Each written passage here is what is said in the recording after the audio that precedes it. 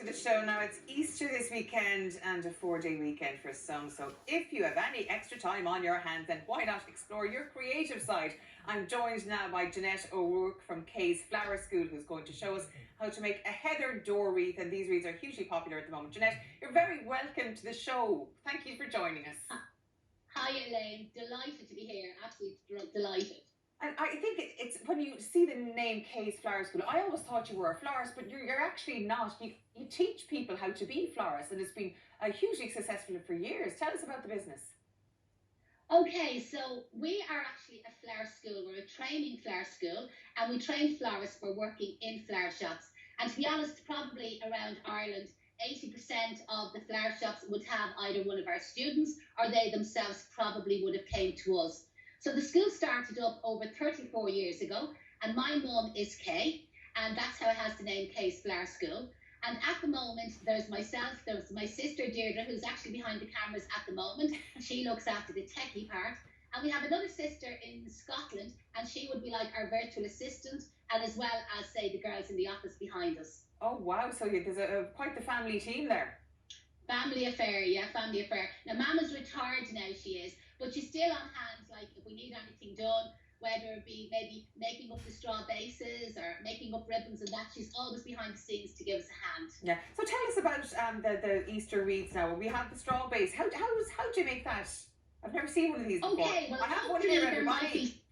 So I'm not going to do one from scratch because it takes a little bit of time. But this would be straw. Anybody in the farming background will probably know where to get this. This actually came from Sligo. My husband his brother has a farm in Sligo, and this is where I got the straw from. And then I have the base made. Now, to save time, I have the base organised already. But we do have a YouTube video up there if anybody does want to know how to make it from scratch themselves. Nice. And then heather is in season at the moment. So there's a foliage farm down in Kerry called the Irish Green Guys, and their heather is all in flower at the moment, and they would be supplying flower shops all over with the fresh heather. But lots of people have this growing in their garden. So this is where I want to show today for Easter how you can actually make a heather wreath. So first of all, you need obviously your fresh heather, and you'll need a scissors for cutting it up. And basically cutting it up into pieces, maybe 20 centimetres long, and you can make these pieces as chunky or as full as you wish. Now, you don't trust me very much now, do you, Janette? Because you've already pre-packed mine. Mine are pre-cut and pre-wired. I've made things really easy for you today. Foolproof. I have foolproof. You can't go wrong, okay? But again, I'll just show you. So basically, we're getting a couple of the pieces of the heather, placing them together, and then with some wire. So this will be florist wire that you can purchase in a flower shop, or again, people may have it at home. And we're just wrapping a wire around the end of the bunches. But listen, a piece of twine, a little piece of wool or string will do exactly the same job.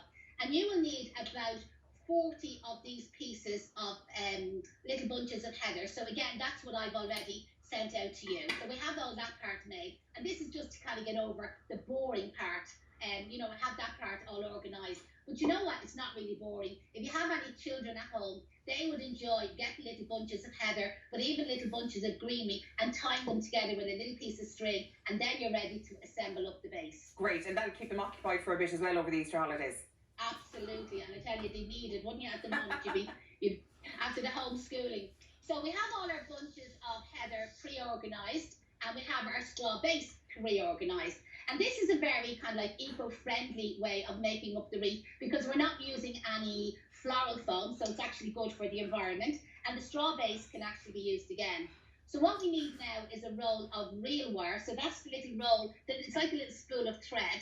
Oh. And it's called mossing wire or real wire, but a ball of wool would do exactly the same job, or a ball of twine.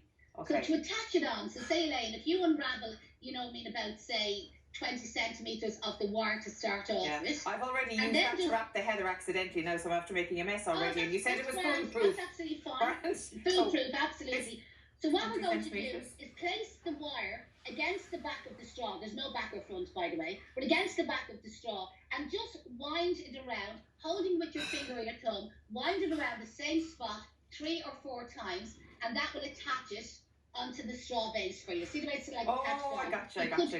You could twist it on, you could tie a knot. Okay, Like right. just wrapping it around exactly how you're doing it, that will then hold it in place. Yeah. Now, it's the wire now that's going to hold the little bunches in place onto our actual base. Okay. Now, depending on how chunky you want to make it, okay? If you want to make it, say, and you want to make it fast, we can just rest all the bunches. Now, there'll be one at a time, right? But this would be the idea. See, all the little bunches will be resting onto the straw base, going around in a circle. Yeah.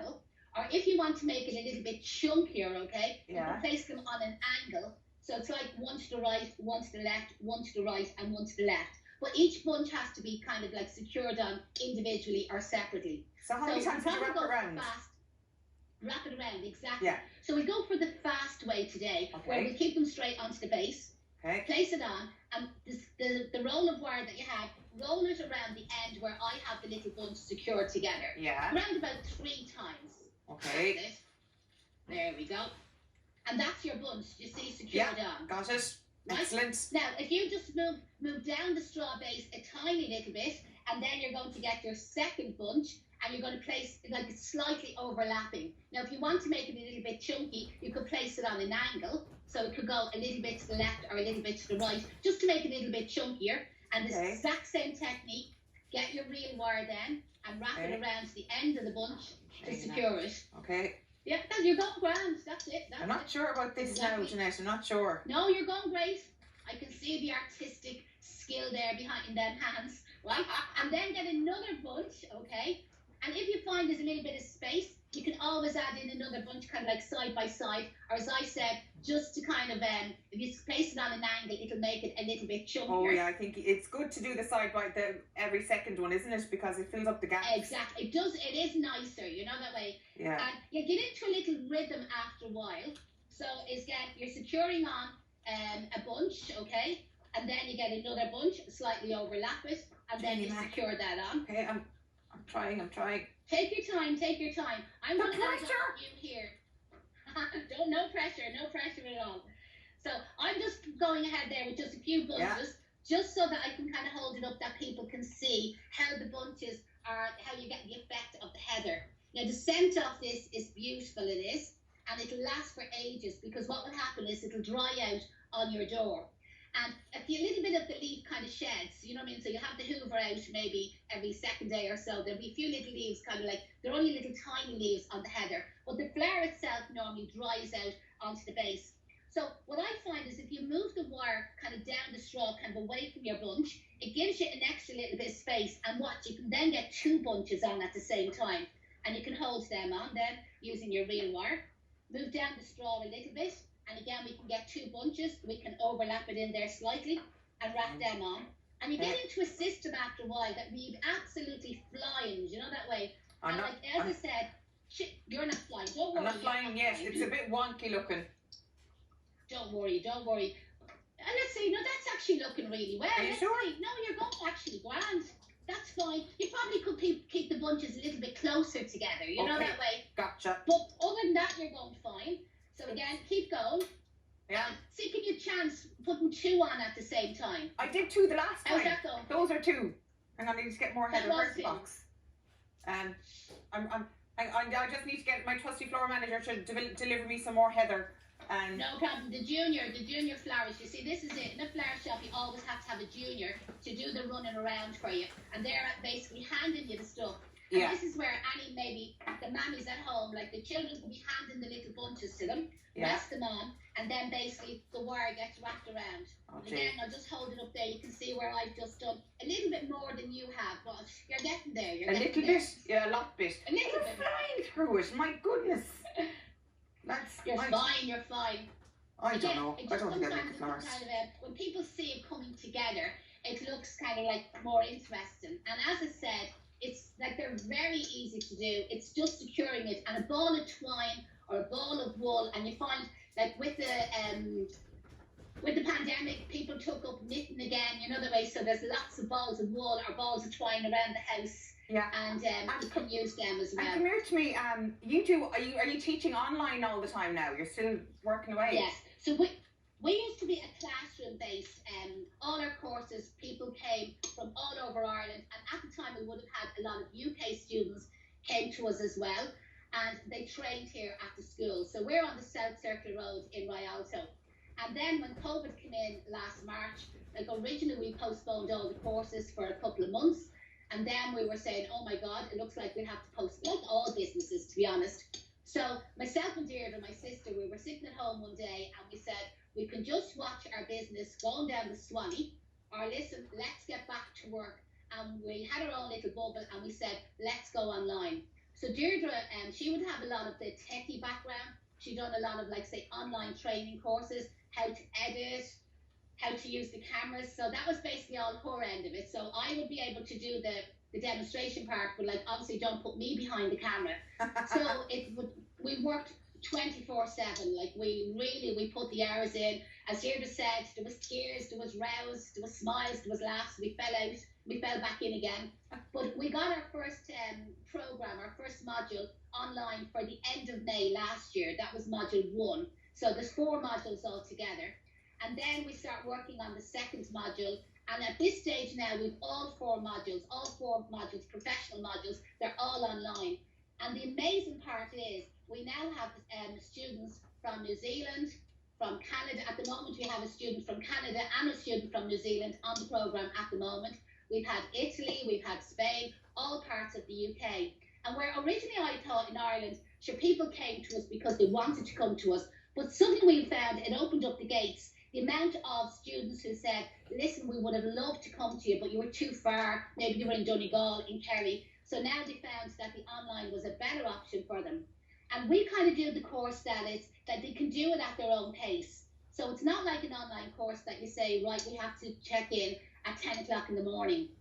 Yeah. All our program is pre-recorded. So if you want to do it at night time, you can be in bed. The amount of people that say I'm in bed with them at night time, you can do it at your own time. You can watch it as often as you wish, rewind it, and you can even shut me up. As you can see here, I can't stop talking. No, so you can shut me up and pause me if you want to. Not at all. How are you getting on there? I'm getting on great. I'm nearly done now. I'll show it to you in a second. But can I ask you, you've had some great news as well, though, haven't you, lately? Absolutely. So there's an American company called Intrigue Designs. And Sarah Campbell would be like the owner of this big company over in America. And they were running, like, say, floral awards. So we actually got nominated, and we were nominated for Floral Educator of the Year. Now, to be honest, we didn't think we had a chance. Like, we were saying, oh my God, small little country, we're only like goldfish in the bowl, especially like up against the Americans and the European companies and so on. And we actually won it. And even Sarah herself, the night of the announcements, obviously was all online. And she said, oh my God, like, Case Flower School, you're coming up all the time. She said that we got the most nominations and the most votes than she ever had in all the years that you've done Intrigue Awards. We got the biggest amount of votes, you know, that way, and we won Floral Educator of the Year. So we were delighted, we were. I think I've done it. Oh, yeah. Okay, well, I'm going to hurry up. I'm going to get my last few bits in. That's brilliant. Oh my God, you've done an amazing job. And normally at the end... Yeah, how do I tie it off? Normally at the end, we kind of took them last few pieces in under the beginning of the beginning pieces, just to kind of like finish it off. But I think yours turned out better than mine. I'm yapping away there, you see, and you finished. Are you ready for making a bow, Elaine? Are you ready to make a bow? Yeah, but how do I just wrap it around a few times and cut it first, is it? Wrap it around, and then the wire at the back. I gave you scissors there, right? Yeah. So if you cut the wire at the back, yeah, and then just stick the raw little piece of wire back down into the straw base. Okay. I'm absolutely amazed. You're doing brilliant, and you're doing that really fast. It'll probably fall apart now in 2 minutes, but sure. No, it won't. No. So right, these are brilliant. Right, Jeannie Mac. I look like I'm gorgeous. Cavorting in a hay. I know you're going to be covered in the heather. Sorry, I should have sent you in an apron. Now, right. I have a bow. I sent you out 2 colours because I know cerise seems to be your theme. But I have a purple one or a cerise pink one. I sent you a ready-made bow. Or do you want to learn how to make the bow yourself? Or are you happy with the ready-made? Well, I'm happy with the ready-made one now. I won't push it. We won't push it, okay. So I have a little bow. Just again, anybody watching and wants to learn how to make a bow, I have a blog on our website and there's loads of little videos how to make the bows. So all you're going to do is just tie that on, and you can choose to tie the bow at the bottom of the door wreath or at the top of the door wreath. It's personal choice. There's no right or wrong way. And if the bow got a little bit flattened in the box, Elaine, you can kind of like fluff out the little floof it out, floof it. It's floofing. It's floofing as we speak. Fluff it out there. Right, okay, I'm afraid we're after running out of time on this. I didn't think I'd get it made, but I did. You're an absolutely brilliant tutor. I'll be going back to you again. Thank you so much for joining us on the show today. On TV, I have oh, thank you very much.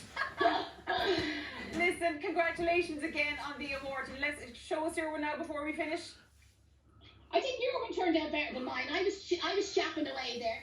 Listen, I think so there's our there we go. Ring Door Wreath ready to hang on the door. A little bit. Okay, yours is a little bit better than mine. Anyway, listen, hey, thank you.